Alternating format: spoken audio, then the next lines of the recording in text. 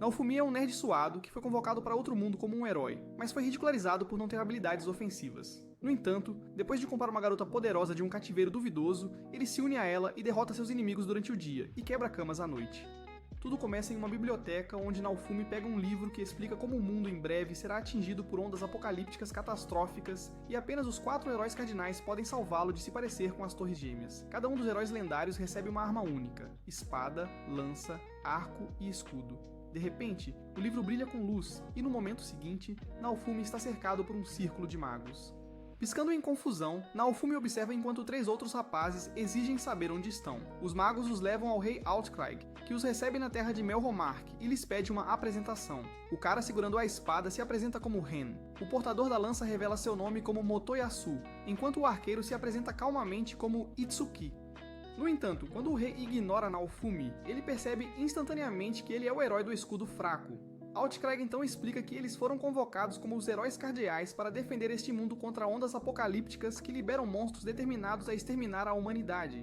Assim que ele terminar a palestra, Altcraig os incentiva a abrir seus status. Naofumi e os heróis descobrem que estão todos no nível 1. Para subir de nível, o ministro explica que todos devem partir em aventuras separadas para ficarem mais fortes. Quando os heróis expressam seu aborrecimento sobre isso, Altcraig comanda os melhores guerreiros do reino a se comprometerem com o herói de sua escolha. Para a descrença de Naofumi, ele se vê sozinho e desaba na frente de todos. De repente, uma garota chamada Mine sente pena e anuncia que se juntará ao inútil herói do escudo. O pequeno Pip de Naofumi comemora com a ideia de ter uma Bade ao seu lado. Para tornar as coisas mais doces, Altcraig lhe joga uma sacola de ouro maior do que a dos outros.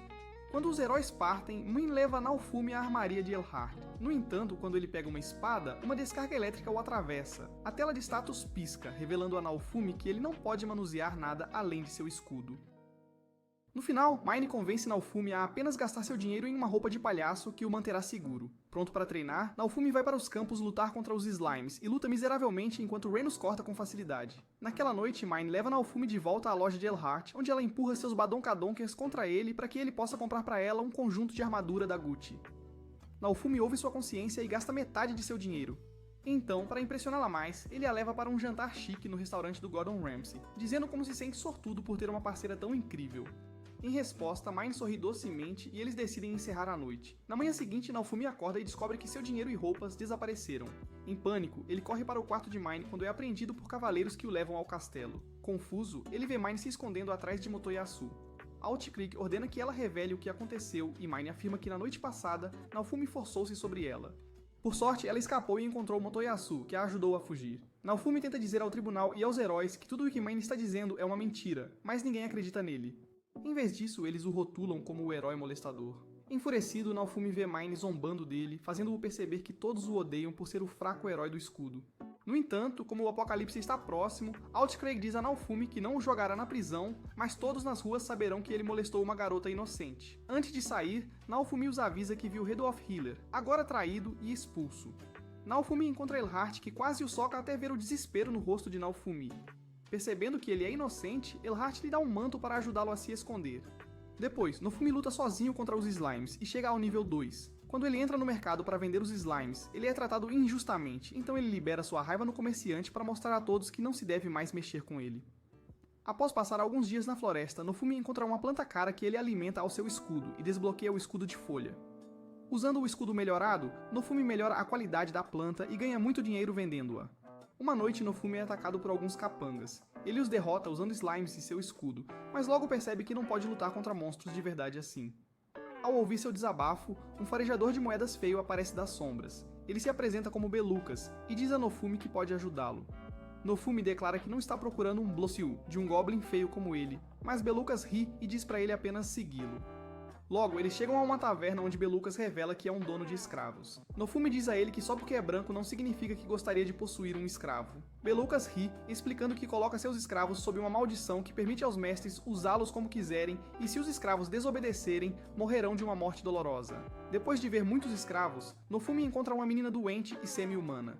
Belucas explica que seu último mestre era um sádico que destruiu sua mente, deixando-a obediente, mas vazia. Pensando que ela seria fácil de lidar, Naofumi decide comprá-la. Depois que Belucas realiza o ritual de vinculação, Naofumi descobre que agora pode acessar o status da garota também. Ele então grita para a garota revelar seu nome, e ela sussurra a palavra, Raptalia. Em seguida, Nofumi a leva para a loja de armas de Elhart, onde ele compra o equipamento mais barato, e diz diretamente a ela que ela vai lutar contra monstros a partir de agora. Devido à maldição de escravidão, Raphtalia não tem escolha a não ser concordar. Notando como ela não tem carne nos ossos, Nofumi a leva a um restaurante próximo, um que normalmente não permite a entrada de semi-humanos. Sussurros enchem a sala enquanto o odiado herói do escudo e sua escrava semi-humana tomam seus lugares, mas Nofumi ignora todos e pede uma refeição.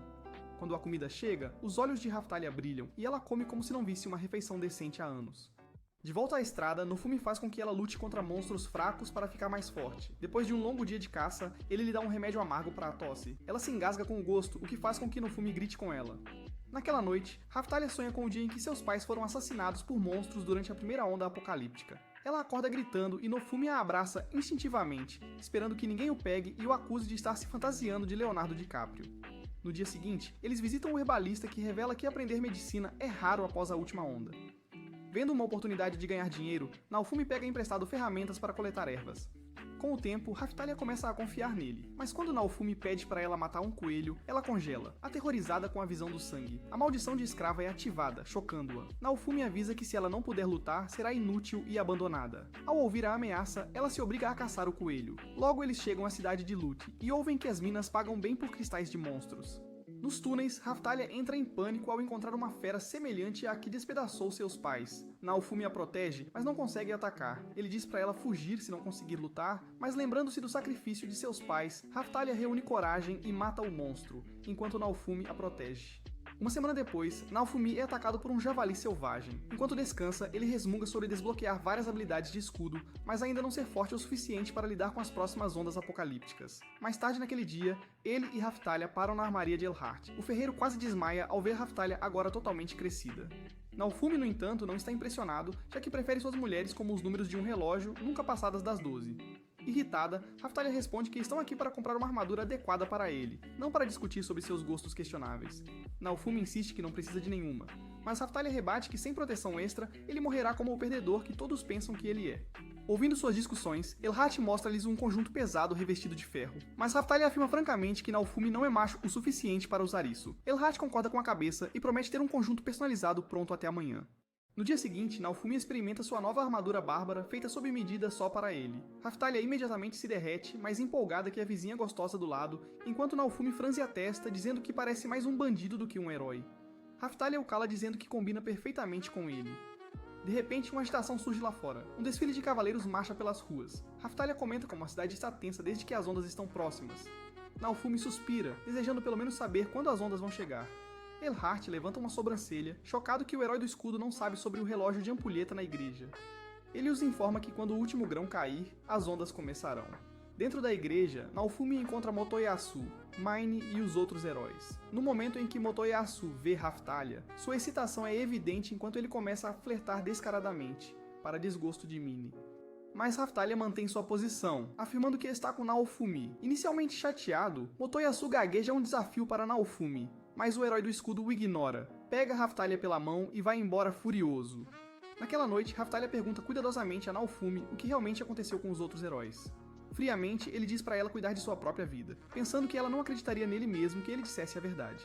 No dia seguinte, percebendo sua atenção, Raphtalia gentilmente o assegura que está feliz por terem se conhecido e promete ser sua gata com um aperto de gorila daqui pra frente. Antes que Naofumi possa responder, a ampulheta se esvazia.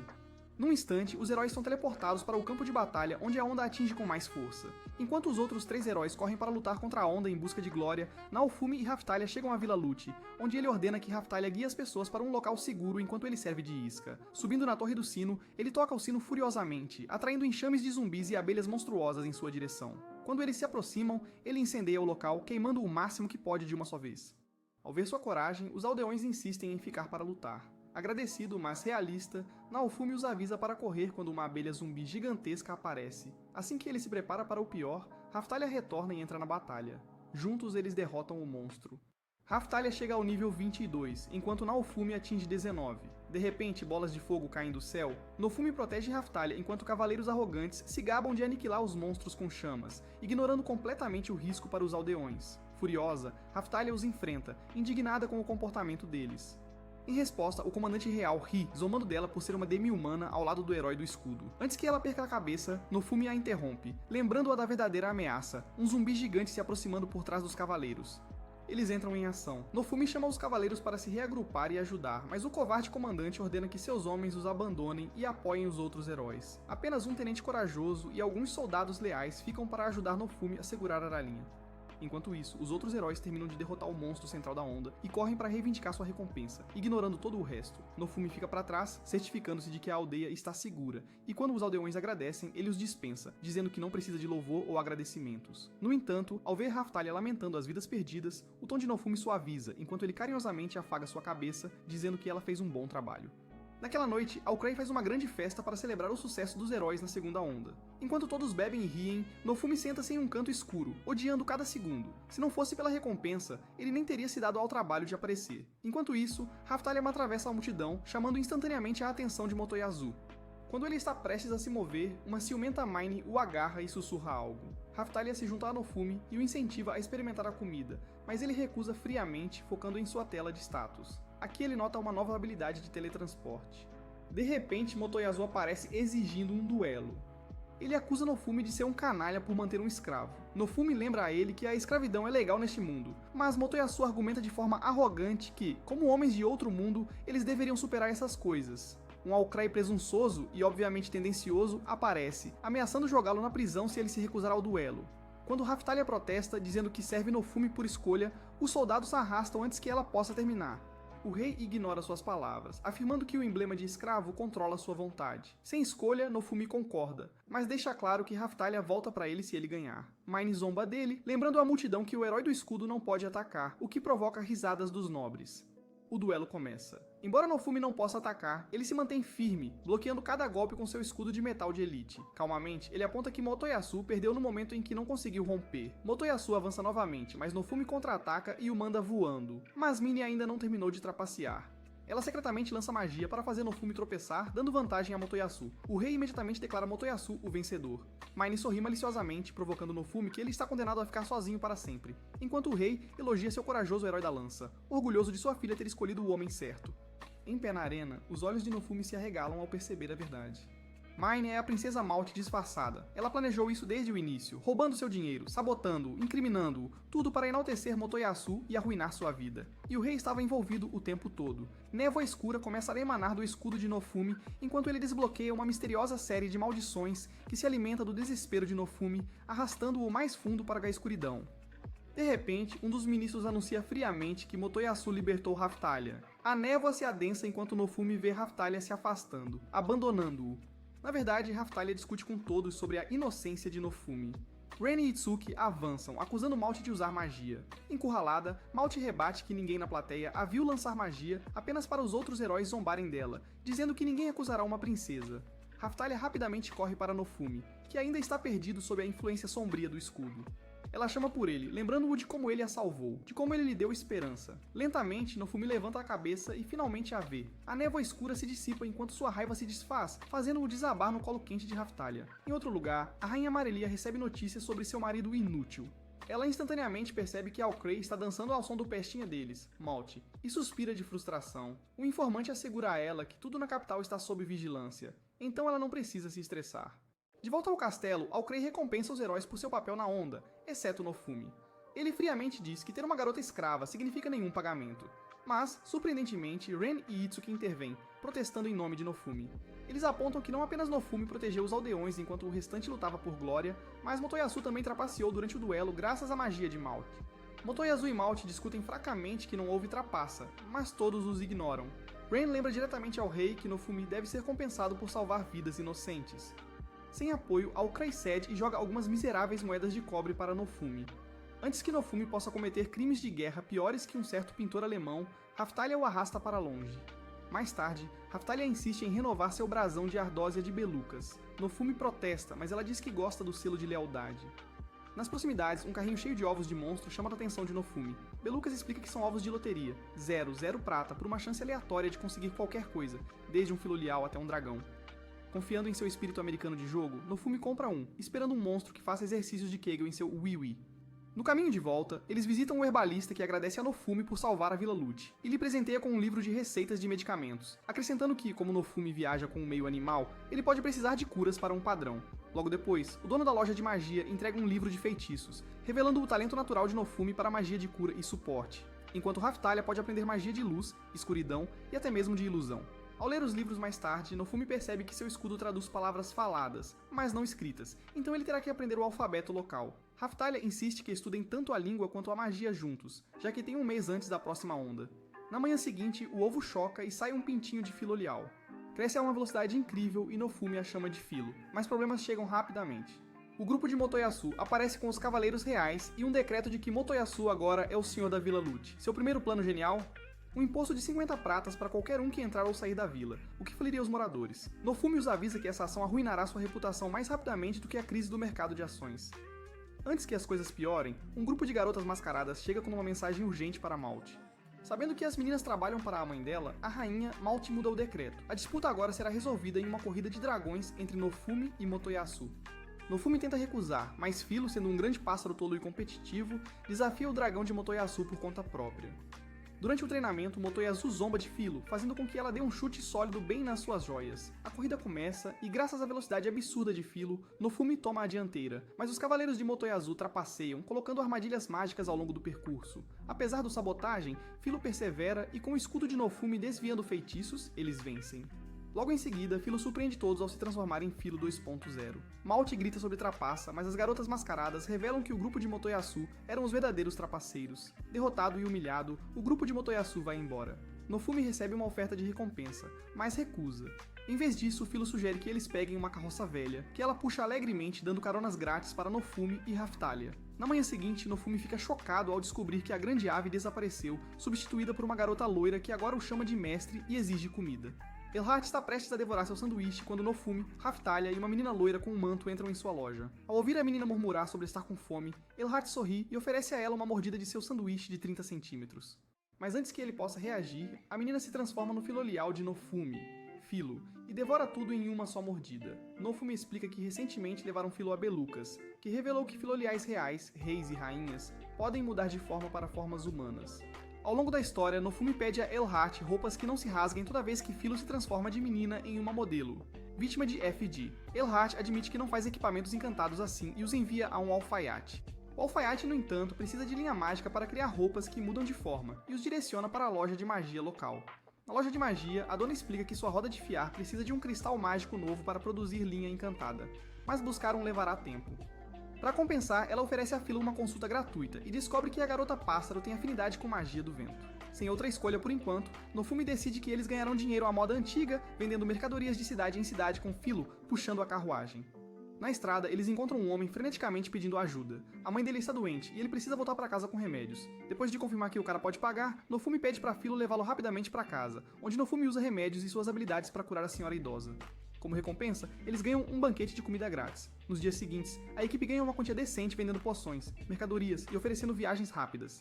Eles constroem uma reputação local. Rikual, um comerciante viajante, informa Nofumi que as pessoas agora o chamam de O Curandeiro Santo e Filo, a deusa das aves domésticas. Enquanto conversam, Raphtalia nota bandidos bloqueando a estrada. Os bandidos exigem que Nofumi entregue Rikual e Raphtalia para algumas palmas.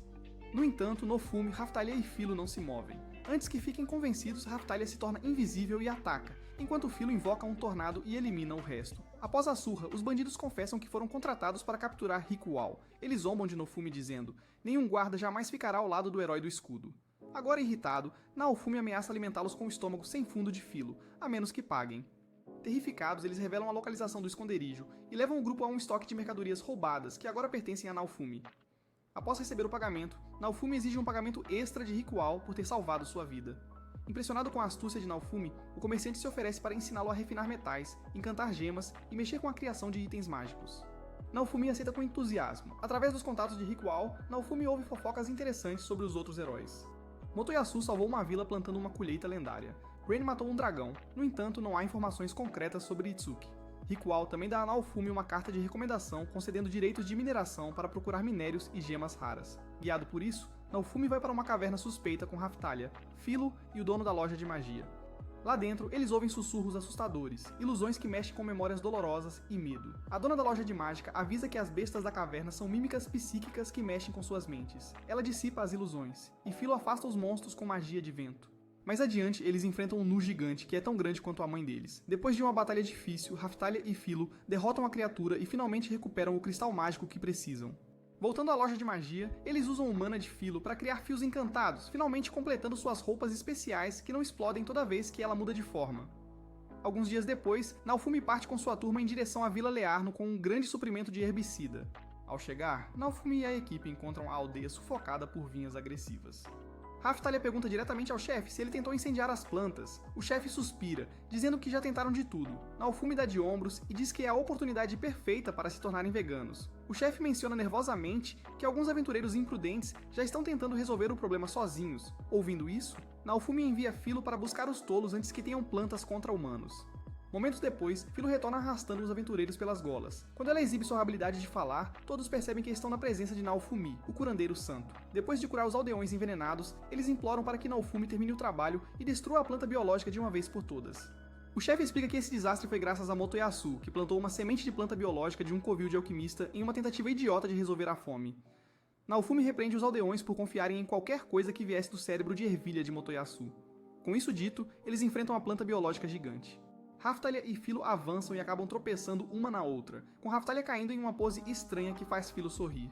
Naofumi suspira, resiste aos ataques da planta com seu escudo e derrama herbicida direto no núcleo dela. Com o monstro enfraquecido, Naofumi ordena que suas garotas coletem sementes, mas elas imediatamente começam a discutir sobre quem deve fazer isso apenas para serem elogiadas por Naofumi. Mais tarde, Naofumi alimenta as sementes e a matéria vegetal morta ao seu escudo, desbloqueando novas habilidades para analisar e manipular plantas. Após alguns experimentos, ele modifica as colheitas para serem seguras e diz aos aldeões que o problema de fome está resolvido. Quebrados, mas gratos, os aldeões lhe pagam em frutas. Sempre o empresário, Naofumi vende as sementes modificadas para Rikual por um bom lucro. Impressionado pela mentalidade capitalista de Naofumi, Rikual lhe dá mais um trabalho de entrega para uma cidade com fonte termal. Após completar a entrega, Naofumi pega moedas extras e sugere que relaxem à noite. Na fonte termal, Raphtalia vê Naofumi escovando o cabelo de Philo e se pergunta se deveria verificar o disco rígido dele. Antes que ela possa pegar Naofumi em flagrante, ela ouve garotas fofocando sobre Latium, um minério raro que pode fazer acessórios que aumentam o amor. Determinada a conquistar o coração de Naofumi, Raphtalia parte em busca dele, apenas para descobrir que Philo também está indo para o mesmo local para recuperar um ovo, já que ela está convencida de que Naofumi gosta de coisas redondas. Uma corrida se inicia entre os dois, até que Philo tropeça e cai de um penhasco. Raphtalia a agarra, mas ambas desabam direto nas costas de um javali enorme. Após uma perseguição caótica, elas chegam ao ninho de pássaros contendo o Latium, mas o javali destrói tudo, espalhando o precioso minério e quebrando os ovos. Frustradas por não conseguirem o minério ou os ovos, as duas garotas se unem para matar o javali. De volta à cidade, os aldeões imploram para comprar o corpo do javali por um preço alto. Sabendo do amor de Naofumi por dinheiro, as garotas alegremente o vendem em vez de ouro. Elas surpreendem Naofumi com um martelo de alta qualidade para artesanato. Satisfeito, Naofumi as recompensa com carinhos na cabeça, finalmente fazendo com que as garotas sorriam de alegria. Tarde da noite, enquanto Raphtalia e Philo dormem tranquilamente, Naofumi trabalha silenciosamente em presentinhos para elas. Pela manhã, o grupo volta à estrada quando encontra uma mulher idosa, ansiosa e um jovem garoto. Enquanto Naofumi e Raphtalia oferecem comida a eles, a mulher os avisa para não continuarem pelo caminho, pois a cidade à frente está dominada por doenças. Mas como ajudar NPCs é como ele ganha seu dinheiro, Naofumi chega à vila e é recebido pelo médico local que o reconhece como o santo curandeiro. Naofumi trata os doentes, para alívio de todos, mas rapidamente explica que os sintomas retornarão a menos que a fonte da doença seja resolvida. O médico então revela a verdadeira causa: ventos tóxicos soprando da montanha, onde o cadáver de um dragão está apodrecendo. Foi morto há cerca de um mês por Rain, que o deixou para apodrecer, e o local se tornou uma atração local. Mas o corpo em decomposição começou a poluir o ar, espalhando doenças pela área circundante. Quando o médico informa a Naofumi que o reino não fez nada para ajudar, ele oferece um acordo. Pague a ele a recompensa destinada às forças reais, e ele cuidará do resto. Achando o comportamento de Naofumi ruim, a enfermeira diz a ele que até mesmo os observadores de Aniander são melhores do que um parasita como ele. Em resposta, Naofumi manda ela cair fora. Após o acordo, o grupo sobe a montanha, derrotando monstros pelo caminho. No topo, eles encontram o enorme cadáver do dragão. Então, de repente, ele se levanta como um dragão zumbi. Philo avança imprudentemente, e é engolido inteiro. Chocado e furioso, Naofumi é mais uma vez engolfado pelo ódio e escuridão emitidos por seu escudo, e em segundos ele desbloqueia a série amaldiçoada, o Escudo da Fúria. Tudo ao seu redor queima enquanto suas emoções saem de controle. Mas então ele ouve uma voz suave lembrando-o de quem ele é, um protetor, alguém a quem seus aliados admiram. Quando sua raiva se dissipa, Naofumi vê Raphtalia ferida ao seu lado, e seu foco retorna. percebendo que acidentalmente causou dor a Raphtalia. Nofumi tenta curá-la quando de repente o dragão ataca novamente. Com Raphtalia desaparecida, Nofumi se encontra em uma situação complicada. Ele precisa do poder sombrio do escudo para atacar o dragão, mas se ele buscar sua ajuda, causará um incêndio grande o suficiente para destruir Hollywood. De repente, Philo explode de dentro do estômago, tendo destruído por dentro. Raphtalia também recupera a consciência a tempo de Philo revelar que comeu um cristal mágico que estava alimentando a besta. Após a batalha, Nofumi retorna Raphtalia à vila para tratamento. Mais tarde, Philo lhe dá um fragmento do cristal. Suspeitoso, Nofumi se pergunta se é seguro, e depois de inspecioná-lo, ele o alimenta ao seu escudo. De repente, Raphtalia pede a ele para dormir com ela essa noite. Mas tendo experimentado a farsa em ação, Nofumi diz a Philo para descansar com Raphtalia enquanto ele sai para ir sozinho. Raphtalia, determinada a não ser um peso, continua lutando ao lado de Nofumi e Philo, enfrentando monstros com foco renovado. Assim que a batalha termina, Nofumi percebe que Raphtalia está visivelmente exausta e decide que é hora de voltar para a capital e dar a ela uma cura adequada com uma dose forte de água benta diretamente do banho de Sydney Sweeney.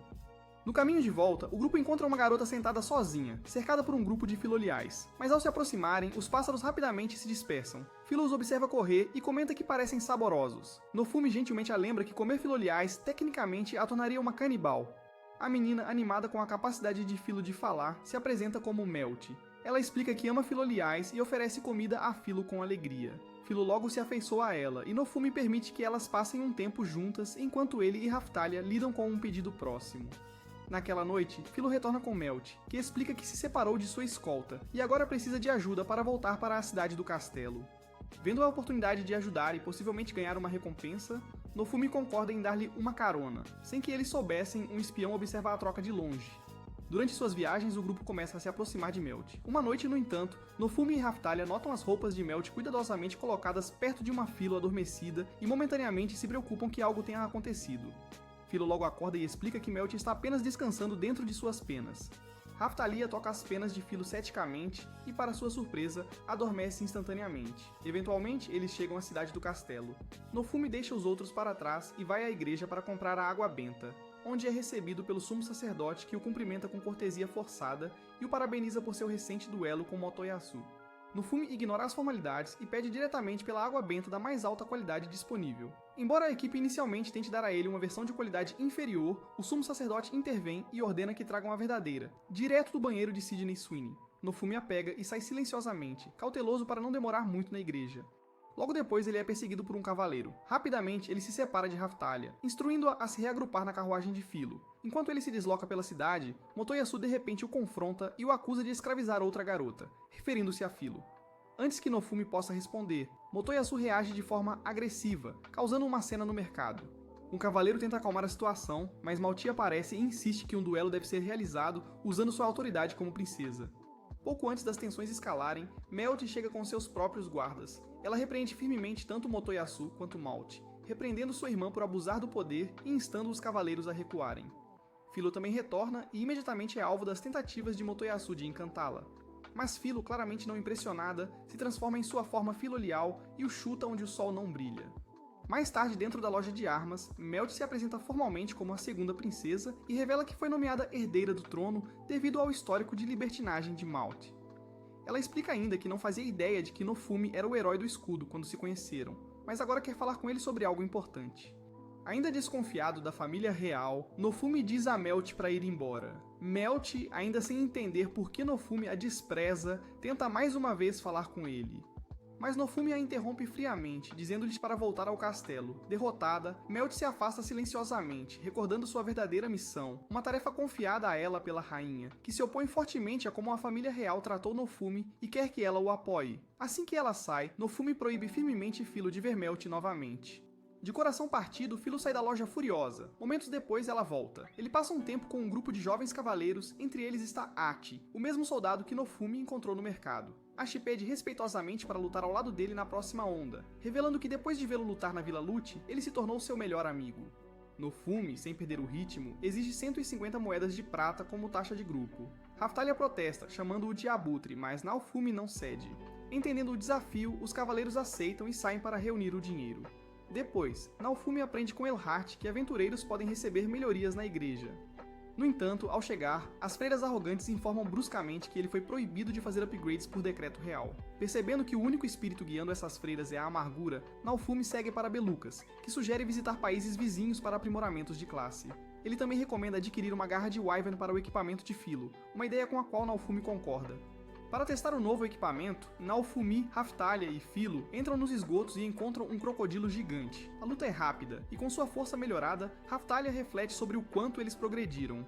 Ela então compartilha silenciosamente a esperança de que, uma vez que as ondas tenham passado, ela quer ir com Naofumi para o mundo dele. No dia seguinte, eles chegam a uma cidade no norte onde Naofumi vê refugiados pedindo comida. Ele descobre que a interferência de Itsuki em uma rebelião local só piorou as coisas. Entristecido, mas composto, Naofumi os ajuda com os poucos suprimentos que pode poupar. De volta à cidade do castelo, Naofumi ouve Ren e Itsuki discutindo. Eles estão frustrados com suas reputações em declínio e mencionam que outra pessoa está pegando todo o trabalho de aventura. Amused, Naofumi dá uma risada curta, chamando a atenção deles. Eles o confrontam, acusando-o de roubar suas comissões. Naofumi calmamente diz a eles que ele está apenas consertando o dano que causaram, e não por elogios, mas porque alguém tinha que fazê-lo. Ren aceita seu erro, mas Itsuki recusa, chamando-o de mentiroso. Com apenas 72 horas restantes até a próxima onda, Naofumi e sua equipe visitam Elhart para os preparativos finais. Elhart os equipa com novas armas assim que Ark e seus cavaleiros retornam, orgulhosamente apresentando as moedas que Naofumi pediu. Mas ao invés de aceitar o dinheiro, Naofumi diz a eles para usarem para comprar equipamento adequado e se prepararem para a batalha.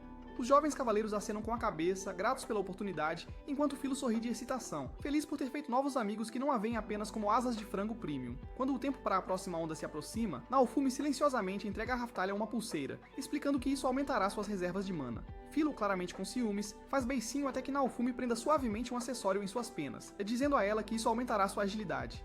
Contente com suas novas atualizações, a equipe se prepara. Naofumi e seu grupo recém-expandido se teleportam para o local da segunda onda. Imediatamente eles são recebidos por um enxame de monstros, mas Naofumi segura a linha de frente com facilidade. Enquanto avançam, eles avistam uma idosa resistindo a inimigos de baixo nível. Raphtalia, impressionada, comenta que a mulher claramente precisa ser recrutada para a Terceira Guerra Mundial, reconhecendo-a como a mesma mulher que ele uma vez curou. Naofumi dá uma pequena acenada enquanto ela agradece. 3 horas se passam e Naofumi começa a ficar desconfiado. A onda já deveria ter sido resolvida. Sem respostas à vista, ele e os outros seguem em direção à fonte do distúrbio e encontram um navio pirata flutuante cheio de todos os bebês jogados de todo o mundo. A bordo, eles encontram Itsuki, que informa que Ren e Motoyasu estão ocupados demais discutindo sobre qual chefe da onda derrotar primeiro, causando um impasse completo. Irritado, mas não surpreso, Naofumi embarca no navio junto com Raphtalia e Filo. Motoyasu, como de costume, o zomba, apenas para Naofumi lembrá-lo de que a série não se chama O Herói da Lança Renasce, calando-o rapidamente. Enquanto eles limpam os inimigos menores, o verdadeiro chefe da onda se revela. O Devorador de Almas. Os heróis lançam seu ataque, mas quanto mais a luta se prolonga, mais Naofumi percebe o que está em jogo. Se isso continuar, as vilas próximas serão destruídas. Determinado a acabar com isso, ele ativa o Escudo da Fúria, mas com ele vem a voz do dragão zumbi, seu ódio persistente, infectando tanto Naofumi quanto Fili, levando-os a um estado de fúria. Os outros heróis recuam ao ver a cena, incapazes de compreender o que está acontecendo, mas Raphtalia avança, defendendo Naofumi. Ela critica a incompetência deles, lembrando que Naofumi teve que ir tão longe porque eles não agiram quando era importante. Dentro do caos, Naofumi vê Raphtalia e Fili, as pessoas que ele jurou proteger. Essa promessa o ajuda a recuperar o controle. Ele canaliza o poder do escudo e desfere o golpe final, derrotando o Devorador de Almas sozinho. Assim que a poeira assenta, uma mulher misteriosa aparece. Com um tom de zombaria, ela menospreza Ren, Itsuki e Motoyasu, chamando-os de nada mais do que rapazes com cabelo chique. Em seguida, virando-se para Naofumi, ela declara que somente ele é digno de ser chamado de herói, e que a partir deste momento, ela será sua inimiga. Após se apresentar como Glass, a mulher misteriosa anuncia audaciosamente que a verdadeira batalha da onda está apenas começando. Curioso, Naofumi tenta analisá-la através do seu menu de status, mas é pego de surpresa quando nenhuma informação aparece. Glass, tendo assistido à luta deles contra o Devorador de Almas, zomba desdenhosamente de Ren, Itsuki e Motoyasu, chamando-os de servos de Naofumi.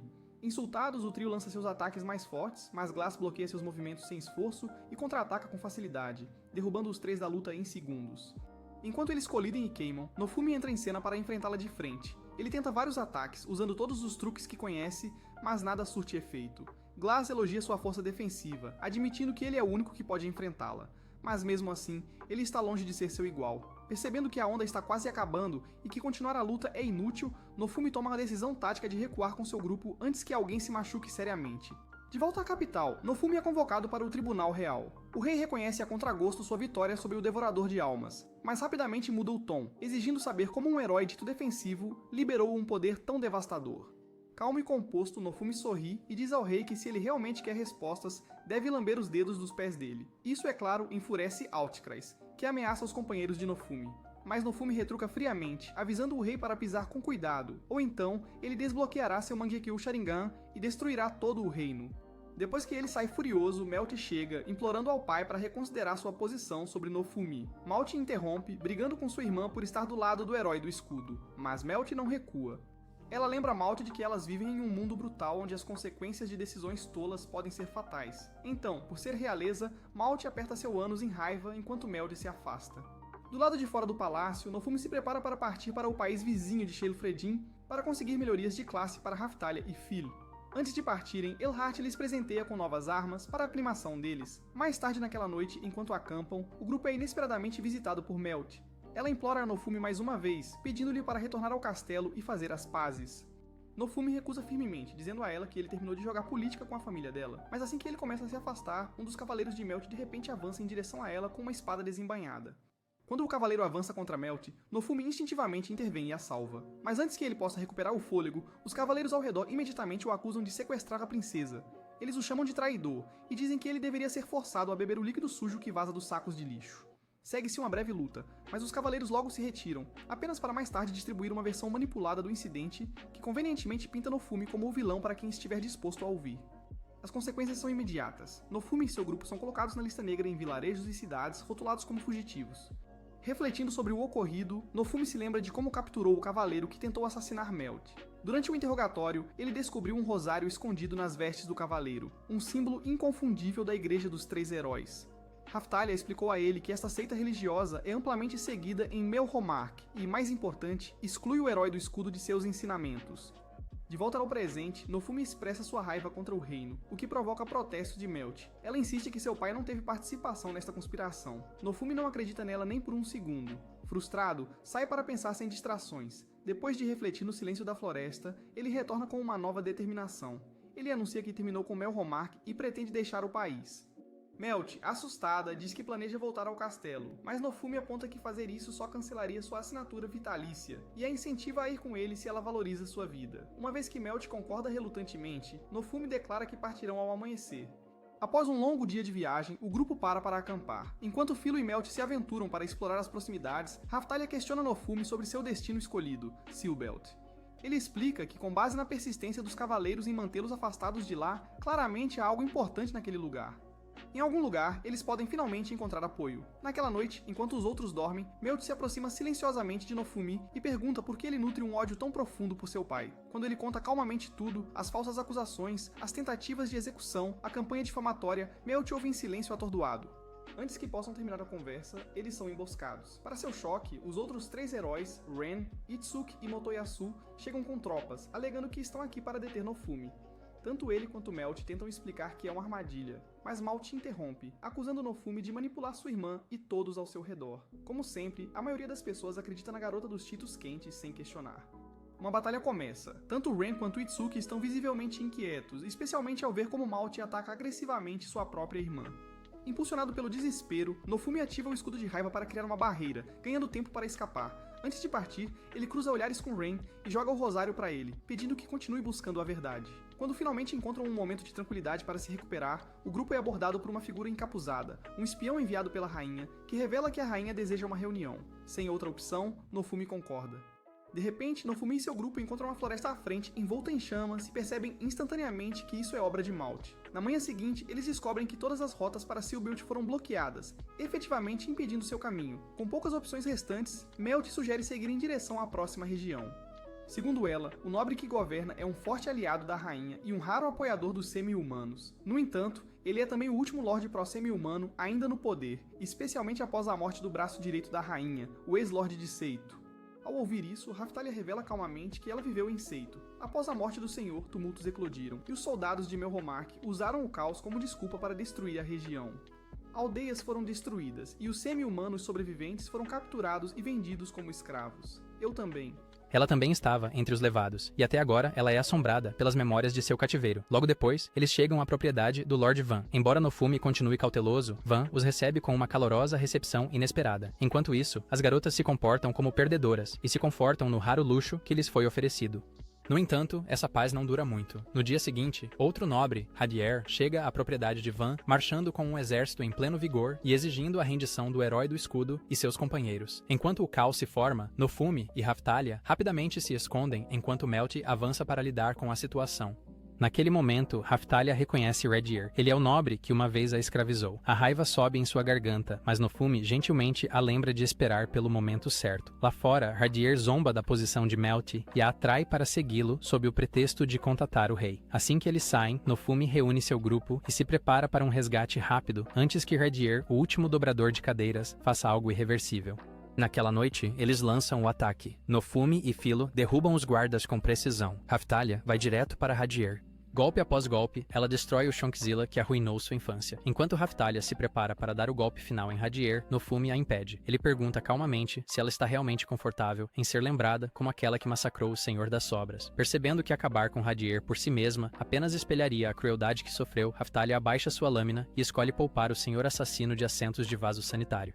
No entanto, Hadir aproveita sua hesitação e lança-se sobre ela em uma última tentativa desesperada de virar a maré, mas no caos da luta, ele perde o equilíbrio e cai para a morte. O grupo então se lembra do calabouço subterrâneo de Hadir e dos inúmeros escravos que ele havia aprisionado lá.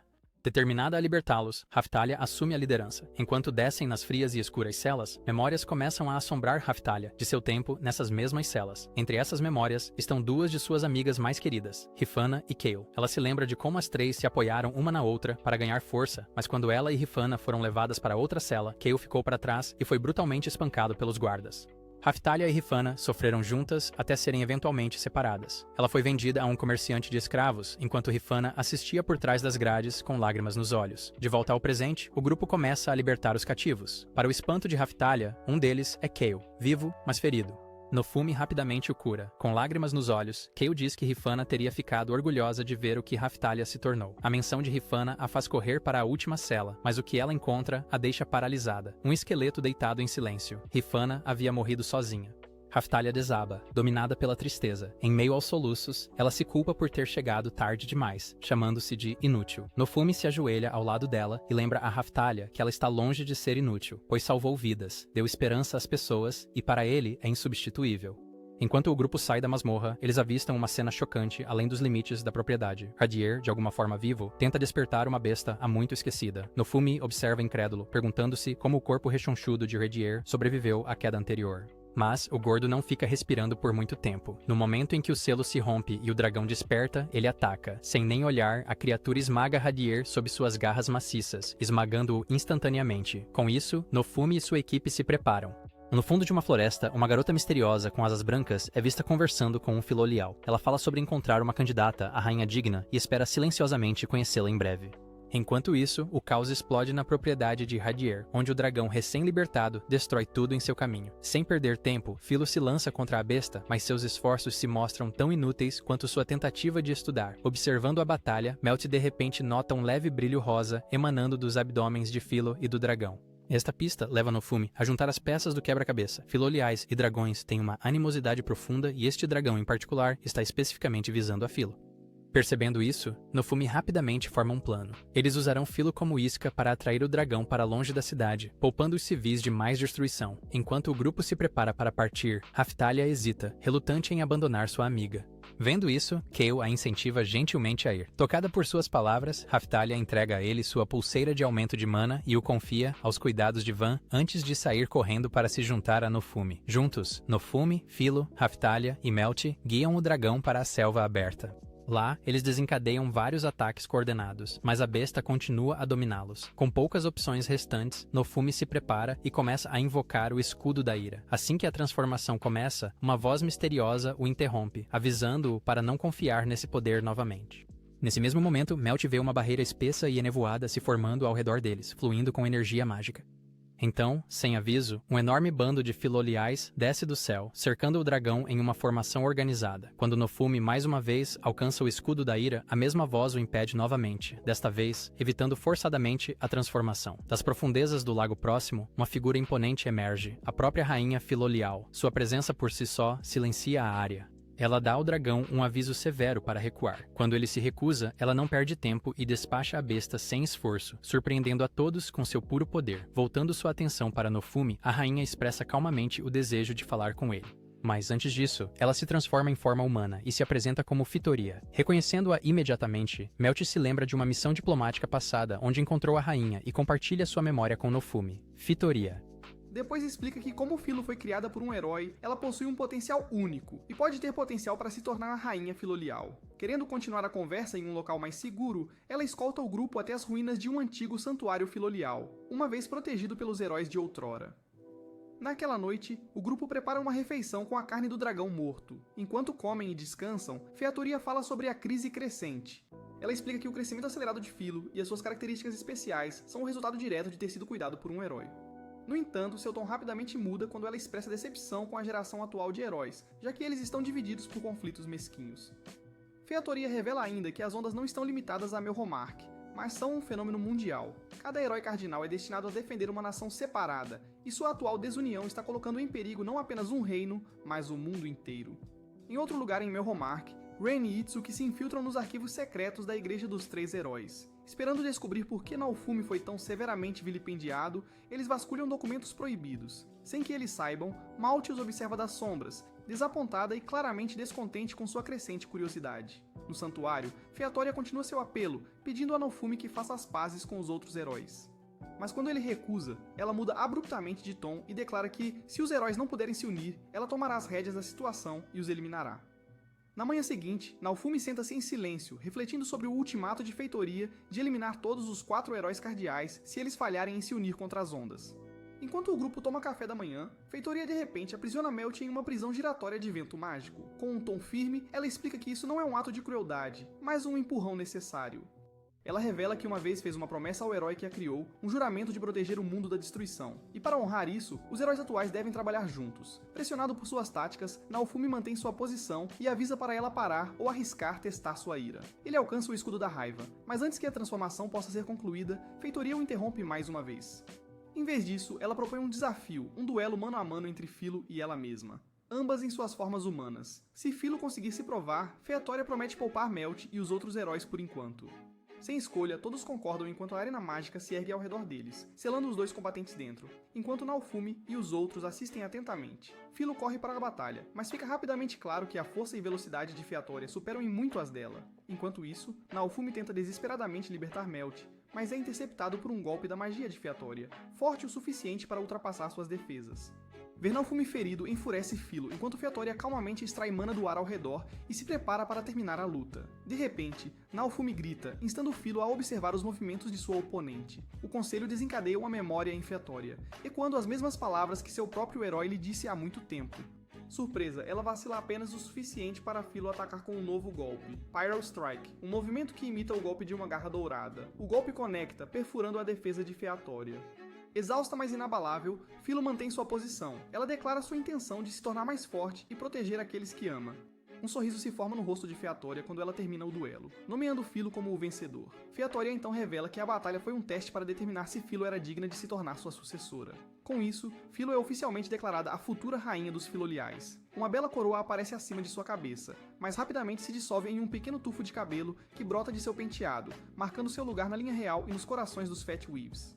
Depois de curar as feridas de Naofumi, Feitoria oferece a ele uma mecha de cabelo dela, desbloqueando um novo poder em seu escudo, a série Filolial. Ela também pede desculpas a Melt, permitindo que ela ande em sua forma de pássaro gigante, voando brevemente pelo céu antes de retornar em segurança. Mais tarde naquela noite, Feitoria se aproxima de Naofumi para uma conversa particular. Ela pergunta gentilmente se ele já tentou realmente limpar seu nome. Surpreso, Naofumi admite que não o fez. Não porque não se importasse, mas porque assumiu que ninguém ouviria. Featoria não o critica diretamente, mas lembra-lhe que, ao optar pelo silêncio, ele permitiu que as mentiras persistissem. Ela então compartilha seu plano. Eles retornarão a Melromarc, onde Naofumi terá a chance de falar com um dos outros heróis. No entanto, ela avisa que só intervirá se ele mostrar que é digno de sua ajuda. Quando Naofumi pergunta por que ela está depositando sua fé nele, Fitoria revela que o considera em maior estima que os outros, não apenas por criar Philo como um herdeiro digno, mas porque acredita que ele sozinho tem o potencial de reunir os heróis. Entendendo o peso dessa responsabilidade, Naofumi concorda em aceitar sua orientação. Fitoria então lhe ensina um feitiço para ajudar a controlar a influência sombria do Escudo da Ira, o que o ajudará a usar o poder sem se perder. Quando a noite avança, Fitoria descansa sua cabeça no colo de Naofumi, fechando os olhos enquanto ele carinhosamente acaricia seu cabelo, marcando o início de uma nova rota de harém. No dia seguinte, Fitoria transporta com segurança Naofumi e seus companheiros para um novo local, presenteando-os com uma carroça antiga, mas resistente, para a alegria de Philo. Antes de partir, ela compartilha com Naofumi e o grupo que sente a presença de outro herói próximo, e os incentiva a consertar suas relações para que os heróis possam se unir.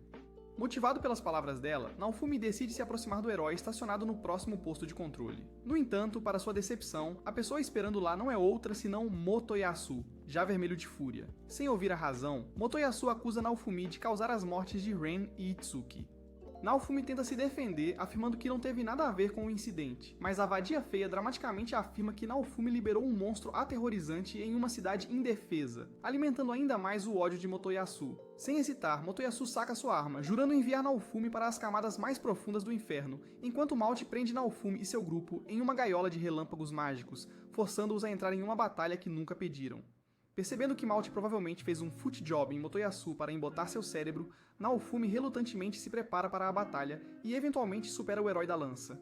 Assim que a maré parece virar a seu favor, Philo avisa urgentemente Naofumi para se preparar para o impacto, sentindo uma força poderosa se aproximando. Confiando em seus instintos, Naofumi imediatamente fortalece as defesas de seu escudo, protegendo não apenas seu próprio grupo, mas também Motoyasu e seus aliados.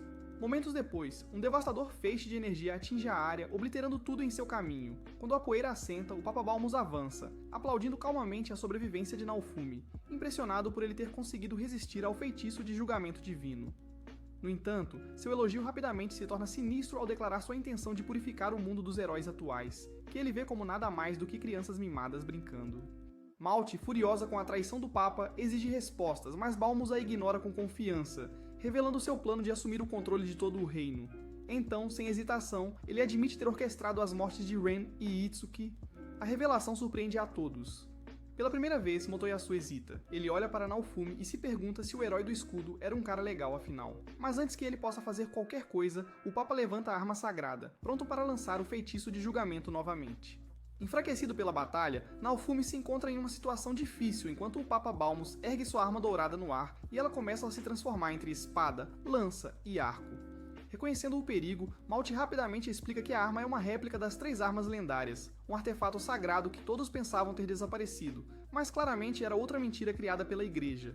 Furioso com a decepção, Naofumi se volta para Malti e exige saber por que o reino se deu ao trabalho de convocar heróis como ele se uma arma como essa já existia. Em resposta, Malti esclarece que, embora a réplica cardinal seja poderosa, seu custo de mana é enorme. Apenas um golpe consome uma quantidade imensa de energia, tornando-o insustentável. Por isso eles convocaram 4 perdedores desempregados de um mundo diferente, para que cada um manuseie sua própria arma separada para distribuir a carga. Recusando-se a ficar parado, Motoyasu entra em ação e lança um ataque a Balmus. No entanto, seus esforços são facilmente desviados. Sem se abalar, ele faz um discurso apaixonado, proclamando-se o herói que salvará a todos. Observando Motoyasu, Naofumi percebe que ele provavelmente se formou na Universidade Kaisenatsu-Grimer. O herói da lança ataca novamente, mas falha mais uma vez. Naofumi então percebe que o Papa está sugando uma energia imensa dos fiéis ao redor, que estão canalizando mana para a arma. Assim que as coisas começam a parecer sem esperança, Ren e Itsuki chegam e momentaneamente interrompem o fluxo de mana de Balmus. Os heróis revelam que sobreviveram a uma tentativa de assassinato e voltaram com informações críticas. Sua investigação sobre a corrupção da igreja levou ao ataque ordenado pelo próprio Balmus. Felizmente, a rainha e sua rede de espiões intervieram, ajudando-os a escapar e se reorganizar. Com o Papa distraído e enfraquecido, Ren e Itsuki propõem uma aliança para derrubá-lo, mas Naofumi friamente os lembra de como o trataram no passado, como duvidaram dele, o abandonaram e o forçaram a limpar suas bagunças sem receber nada em troca. Ele até afirma que, aos seus olhos, eles não eram melhores que o Papa, usando seu poder descuidadamente e causando dano por onde passavam. No entanto, quando Naofumi olha para seus companheiros, Raftalia, Philo e até Melt, ele se lembra da promessa que fez à feitoria. A unidade é o único caminho a seguir, pelo menos por enquanto. Relutantemente, ele concorda em lutar ao lado deles, mas deixa claro que uma vez que Balmus seja derrotado, seus caminhos se separarão novamente. Os 3 heróis acenam incompreensão, aceitando os termos de Nofumi. Nesse momento, o Papa termina sua invocação e libera seu próximo feitiço aterrorizante. A catedral e uma colossal estrutura de luz mágica cercam todo o campo de batalha. Em outra parte do reino, a Rainha Marília veste sua armadura em silêncio, preparando-se para confrontar o Papa Balmus e seu culto de fanáticos. Enquanto ela prepara suas forças, ela reza silenciosamente pela segurança de Nofumi e Melt, sabendo que o caos que se desenrolará os testará a todos. De volta dentro das cegantes paredes da catedral, Nofumi rapidamente percebe que seus esforços combinados estão se mostrando inúteis, já que o escudo divino de Balmus o torna praticamente intocável. Lá fora, um dos bispos implora a Balmus, avisando que se os seguidores continuarem doando seu mana, impassível, o Papa declara friamente que morrer por seu Deus é uma honra sagrada. E então o bispo se vira para a multidão e os incentiva a dar suas vidas em serviço a Balmus e sua cruzada sagrada. Observando esse culto de palhaços, Nofumi decide liberar o escudo da ira. Mais uma vez, a voz sinistra do dragão zumbi surge de dentro, tentando-o aceder ao ódio. Mas desta vez, Nofumi resiste até que o dragão revela que essa raiva não é algo emprestado, mas algo que sempre lhe pertenceu. Lembranças de seu tormento passado, traição e isolamento inundam sua mente. Ao ver sua dor exposta, Nofumi aceita que socar paredes na academia não o consertará. Consumido pela fúria, Nofumi se transforma em uma força de destruição, pronto para queimar o mundo. Mas assim que a escuridão começa a dominar, ele vê a bondade de Raphtalia, a lealdade de Philo e a confiança de Melt. Suas vozes o alcançam, prometendo ficar ao seu lado e carregar sua dor juntos. E lentamente Nofumi se puxa de volta das trevas. Virando-se para as garotas com uma rara suavidade, ele pergunta se elas querem oferecer-lhe apoio moral. Agora é a hora. Melt, no entanto, lembra-lhe que ainda estão muito no meio de uma batalha. Voltando à realidade, Nofumi finalmente olha para os outros heróis e pede a ajuda deles.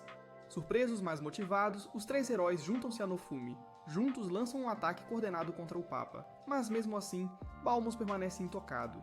Logo em seguida, a Rainha Marília chega ao campo de batalha. Canalizando uma poderosa magia, ela lança um feitiço de congelamento que detém Balmus em seu caminho, prendendo-o no lugar. Sem perder tempo, Nofumi desbloqueia uma nova habilidade aterrorizante do Escudo da Fúria, Sacrifício de Sangue.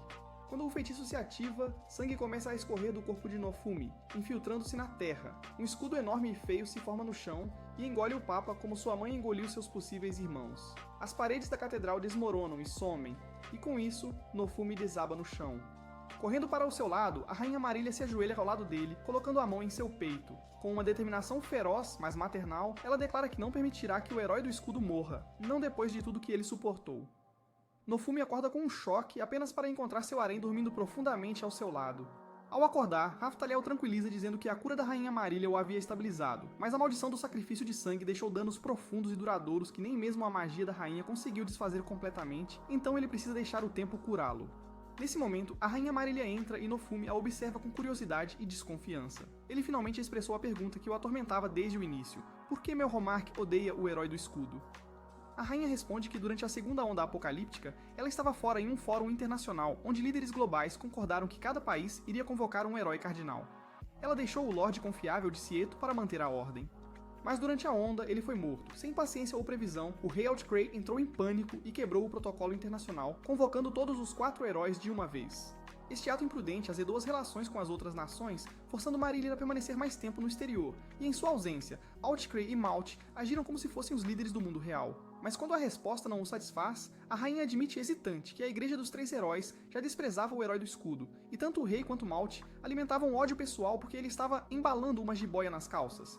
Isso leva Nofumi a se perguntar como sua vida teria sido diferente se ele tivesse sido convocado em outro lugar. Marília gentilmente confirma que se ele tivesse sido convocado em Siltveld, onde o herói do escudo é reverenciado, ele teria sido tratado como realeza com 72 rapazes femininos e goth mommies ao seu serviço. Quando Marília se oferece para limpar seu nome e enchê-lo de ouro, Nofumi permanece impassível. Ele declara sua intenção de deixar Melromarc para trás e enfrentar as ondas onde quer que apareçam. A rainha acena com a cabeça, entendendo que a confiança não é reconstruída da noite para o dia. No entanto, mais tarde em privado, ela faz um pedido final, e pede a Nofumi que assista ao julgamento do rei Outcry e da princesa Malt. Naquela noite, Nofumi sonha com guilhotinas e justiça. Assombrado pelas imagens da execução, ele acorda inquieto, mas determinado. Na manhã seguinte, o grupo de Nofumi, junto com os outros 3 heróis, se reúnem no Salão do Trono para o julgamento. Rei Outcray e Malt são arrastados em correntes perante o tribunal. Rainha Marília anuncia que uma laje de pedra será usada para revelar a verdade. Conforme o julgamento se desenrola, a teia de mentiras de Malte é desvendada, sua conspiração com o Papa, sua traição à irmã, a falsa acusação de abuso contra Nofumi e seus inúmeros outros crimes são então expostos. Motoyasu, atônito em silêncio, percebe que foi enganado como um tolo por uma mulher que nem sequer tinha bazucas tão grandes quanto as de Soneta. Enquanto o rei e a princesa são considerados culpados de alta traição, o povo de Melromarc, assistindo de fora, clama por justiça. Mas assim que os carrascos avançam, Nofumi fala. Ele explica de forma direta que continua tendo pesadelos de Malte e do rei sendo executados. E se ele vai sonhar com alguém, é melhor que seja com Nala montando nele como se ele fosse Simba. Em vez de execução, ele propõe algo mais poético. Tire seus títulos e identidades. A rainha concorda imediatamente, ansiosa para honrar sua misericórdia. A partir daquele momento, o rei é renomeado como lixo, e Malte ganha o título de a mulher que usa muitos dentes. Após o julgamento, a Rainha Marília dissolve formalmente a corrupta Igreja dos Três Heróis e restabelece a muito esquecida Igreja dos Quatro Heróis, garantindo que o Herói do Escudo seja finalmente honrado novamente na doutrina de Melromarc. Ainda assim, Nofumi recusa qualquer recompensa adicional, pois sua missão está além do trono e do ouro. Ele então declara sua intenção de continuar lutando contra as ondas onde quer que surjam. Enquanto ele e seu grupo se preparam para partir, Melty sai correndo para se despedir. Ela promete consertar a bagunça que sua família criou e fazer de Melromarc uma terra que merece seus heróis. Fora dos portões do castelo, soldados e cidadãos se curvam quando Nofumi passa. Melty, com os olhos cheios de lágrimas, agradece a ele por tudo. E em troca, Nofumi sorri com verdadeira paz, prometendo enfrentar as ondas não apenas como o herói de Melromarc, mas como o herói do escudo. Na manhã seguinte, Nofumi é suavemente acordado por Raphtalia, que animadamente lhe mostra o brasão atualizado da igreja, agora ostentando orgulhosamente símbolos de todos os 4 heróis cardinais. Com motivação renovada, ele diz a Raphtalia que é hora de conseguir as tão esperadas atualizações de classe. Ao chegar na ampulheta do dragão, eles encontram Oti, que agora supervisiona suas funções. No entanto, após várias tentativas, Nofumi e suas garotas são informadas de que as melhorias que eles procuram não estão disponíveis. Mais tarde, eles transmitem as notícias à Rainha Marília no palácio. Ela ouve calmamente e explica que às vezes a ampulheta reage dessa forma, pois certas classes podem ser restritas ou bloqueadas sob circunstâncias mágicas incomuns. Mudando de assunto, ela informa a Nofumi que um banquete está sendo realizado e todos os 4 heróis são obrigados a comparecer. Naquela noite, Nofumi, ainda refletindo sobre a tentativa de atualização fracassada, pede desculpas silenciosamente a Raphtalia. Ele confessa que só quer garantir que ela e Philo possam se manter firmes, mesmo que um dia ele não esteja mais por perto. Raphtalia abre a boca para responder, mas antes que ela possa falar, Nofumi é convocado pela rainha para uma reunião particular. O banquete, no entanto, está longe de ser pacífico. Melty percebe Malte espreitando suspeitosamente no canto, parecendo que está tramando suas costumeiras atitudes de garota fácil. As coisas pioram quando um cavaleiro bêbado zomba de Raphtalia, chamando-a de uma versão feia de Oco. O insulto é profundo, e Raphtalia, fervendo de fúria, desafia-o para um duelo no local. Enquanto isso, na Câmara Real, a Rainha Marília observa as expressões tensas dos outros heróis e pergunta se todos estão tendo cólicas ao mesmo tempo. Ela então explica que o treinamento em Balmura pode ser benéfico para eles, pois concede aos heróis e aventureiros um ganho de experiência aprimorado, e isso pode ser vital para sobreviver à próxima onda. A menção anima os heróis até que Melty de repente entra com notícias urgentes. Ela anuncia que Malte tentou envenenar as bebidas do banquete. Motoyasu, ainda um cavaleiro branco, recusa-se a acreditar, gritando em negação, mas a rainha o silencia usando o brasão de ardósia de Malte, que confirma sua culpa sem questionamentos. Enquanto o caos irrompe no salão de banquetes, ele e os heróis descem em outra discussão mesquinha. Ren acusa Nofumi de trapacear, alegando que seu escudo é legal demais para ser legítimo. Eles começam a comparar as peculiaridades de suas armas. Motoyasu discute sobre a cópia de armas, Ren se gaba de sua habilidade de criar itens, e Itsuki menciona a habilidade de teletransporte. Nofumi, perplexo, chora internamente, sabendo que ele ainda tem mais 2 temporadas pela frente. Naquela noite, depois que o caos diminui, Phila dorme encolhida ao lado de Melty, enquanto Nofumi e Raphtalia refletem sobre o luar, ainda pensando sobre o que os outros disseram. Nofumi fixa-se na habilidade de copiar arma. Para seu choque, seu escudo de repente responde, desbloqueando a habilidade de cópia por conta própria. Ao nascer do sol, enquanto os outros heróis se preparam para partir para Calmira, a Rainha Marília informa Nofumi que um navio separado estará pronto para o seu grupo em até 24 horas. Desta vez, Melty opta por ficar para cumprir suas tarefas reais. Antes de ir para o porto, Nofumi passa pela loja de armas do Elhart, onde ele toca alegremente em tudo que vê para copiar novos escudos, para a irritação de Elhart. No caminho para o navio, Raphtalia pede para visitar sua antiga aldeia, que agora está em ruínas. Juntos, eles caminham entre os restos de seu passado, prestando homenagem nos túmulos de seus amigos e familiares, incluindo Rifana. Diante do local de descanso final de seus entes queridos, Raphtalia se vira para Nofumi e admite suavemente que não consegue imaginar um mundo sem ele. Nofumi responde dizendo que não vai a lugar nenhum, já que os outros heróis não passam de idiotas. Ao embarcar no navio com destino ao arquipélago Calmira, Nofumi encontra dois viajantes estranhos chamados Berg e Rhys. Durante as apresentações, sua identidade como o herói do escudo provoca risadas imediatas do par. Berg zomba dele dizendo que se ele é o herói do escudo, então ele é Mikasa. Ignorando a provocação, Nofumi permanece calmo até que Berg, ainda divertido, propõe formar uma equipe para a próxima fase de subir de nível. No entanto, antes que uma resposta pudesse ser dada, o capitão do navio chamou Nofumi para aparecer no convés, ansioso para mostrar os heróis lendários à sua tripulação. No caminho, Nofumi pensa em compartilhar as novidades de sua habilidade recém-destravada de copiar armas com os outros, mas ao chegar, ele se encontra enjoado e inclinado devido ao enjoo do mar. Ren, irritado com a condição estável de Nofumi, afirma que é tudo porque ele tem uma arma mais legal. O encontro logo é interrompido quando Rhys se aproxima e pede uma peça de joalheria personalizada. Entregando a Nofumi um cristal único para forjar, ele aceita a encomenda sem hesitação, vendo-a como um passatempo valioso. Ao chegarem a Calmira, Nofumi e sua equipe se separam de Berg e Rhys enquanto mergulham direto em suas preparações de aumento de nível. Infelizmente, seus esforços são de curta duração quando Itsuki, Motohyasu e Ren chegam e imediatamente entram em conflito sobre os direitos territoriais. Cansado das constantes discussões, Nofumi retira-se completamente da discussão. Mais tarde naquela noite, após observar os efeitos persistentes do feitiço de sacrifício de sangue, Nofumi junta-se a uma reunião casual de bebedeira com Berg e Rhys. No dia seguinte, Nofumi completa a pulseira da Rhys, usando a gema que ela forneceu. Satisfeita com o resultado, ela o recompensa generosamente, e juntos o grupo parte para mais uma rodada de nivelamento. Ao chegarem ao destino, são rapidamente emboscados por um enxame de monstros. O Rhys ativa a magia do Rubi, que não só incinera as forças inimigas, mas também purifica inesperadamente os restos da maldição do sacrifício de sangue do corpo de Nofumi. Após a batalha e a divisão dos despojos, Nofumi convida Berg e o Rhys a se juntarem ao seu grupo permanentemente. Surpreendentemente, Berg recusa e ambas as partes se separam amigavelmente. Pouco depois, Nofumi e seus companheiros se dirigem para a praia, onde descobrem uma estrutura sob a superfície do oceano. Dentro dela está uma ampulheta de dragão colossal que revela ominosamente que a próxima onda chegará em apenas 2 dias. Ao descobrir a chegada iminente da próxima onda, Nofumi não perde tempo e se teletransporta diretamente para o castelo para informar a Rainha Marília. Agindo rapidamente, a rainha organiza uma frota militar para apoiar os heróis cardeais na batalha que se aproxima. Avaliando a situação, Nofumi prevê que a onda atingirá a costa, levando a rainha a comissionar vários navios para se preparar para um confronto no mar. Enquanto isso, Raphtalia expressa preocupação pelos residentes de Calmira.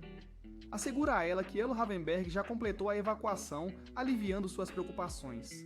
Apesar da ameaça iminente, Ren, Motohyasu e Itsuki continuam relutantes em cooperar, pois seus egos impedem qualquer forma de unidade. Em seu navio designado, Nofumi avista Berg e os outros a bordo de outro navio e comenta com Melt que aqueles dois parecem muito mais confiáveis do que os chamados heróis de seu próprio mundo. Quando a onda atinge, uma criatura colossal do mar emerge como a principal ameaça. Enquanto Ren, Motohyasu e Itsuki se mostram inúteis como de costume, Nofumi e sua equipe, com os esforços combinados de Berg e o resto, conseguem derrotar o chefe. No entanto, a comemoração da vitória é de curta duração. No rescaldo, Berg e o restante revelam que são heróis de outro mundo, agora convencidos de que Nofumi é realmente o herói do escudo. Eles divulgam que sua missão é eliminar os heróis deste mundo para evitar o colapso do próprio. Com isso, eles se voltam contra Nofumi, iniciando uma batalha feroz. Para choque de Nofumi, a força deles supera as expectativas, com os dois conseguindo causar dano apesar das defesas de seu escudo. A situação se agrava ainda mais quando Glass faz sua entrada, alinhando-se com Berg e o resto, confirmando que ela também vem do mesmo mundo paralelo. Com Glass juntando-se à batalha, Nofumi rapidamente percebe que as probabilidades estão contra ele. Enfrentar os 3 inimigos simultaneamente seria insano, então ele designa Raphtalia, Philo e Melt para lidarem com Berg e o resto enquanto ele enfrenta Glass sozinho. Ansiosa por uma conversa a sós, Glass concorda. Nofumi atravessa seus escudos e logo descobre que Glass tem dificuldade contra seu escudo devorador de almas. Ele a avisa que ataques contínuos forçarão o escudo a devorá-la completamente. Imperturbável, Glass declara sua determinação inabalável em defender seu mundo, mesmo que custe sua vida. Ela incita Nofumi a fazer o mesmo, se ele realmente deseja proteger o seu próprio. Quando Nofumi começa a duvidar se tem coragem para carregar o fardo de um verdadeiro herói, Raphtalia intervém, afirmando corajosamente seu desejo de proteger seu mundo e seus amigos. As palavras dela dissolvem a hesitação de Nofumi e ele se prepara para ativar o sacrifício de sangue quando a Rainha Marília intervém, encharcando Glass com álcool forte. Desorientada e incapaz de lutar adequadamente, Glass é forçada a parar.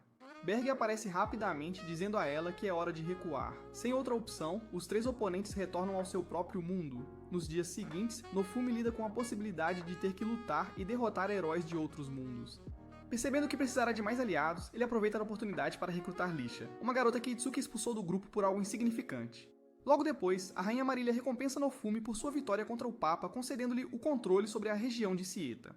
Retornando à área que antes trouxe dor e perda, Raphtalia pergunta por que ele escolheu essa terra em particular. Nofumi explica que quer usá-la como um campo de treinamento, uma base onde eles possam se preparar adequadamente para a próxima onda.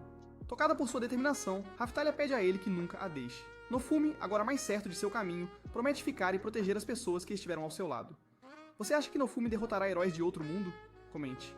Eu amo Nala se você concorda, e se você gosta de resumos de anime, então assista a este vídeo aqui.